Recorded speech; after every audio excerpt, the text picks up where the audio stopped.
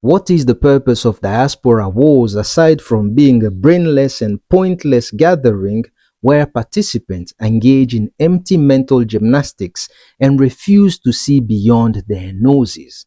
But hopefully, this year's edition will switch up the theme instead of recycling the same nonsensical narrative that continental Africans hate Africans in the diaspora, especially those in America.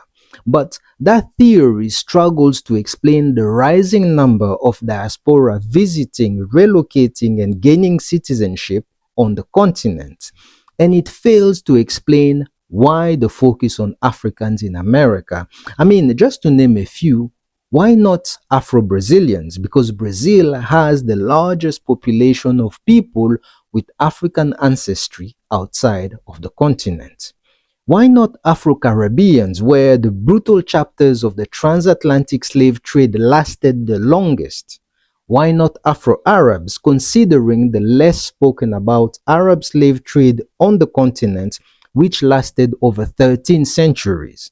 Why just those in America? Look, the intention here isn't to participate in those brainless diaspora wars led by experienced keyboard mercenaries and merchants of ignorance. And understand this.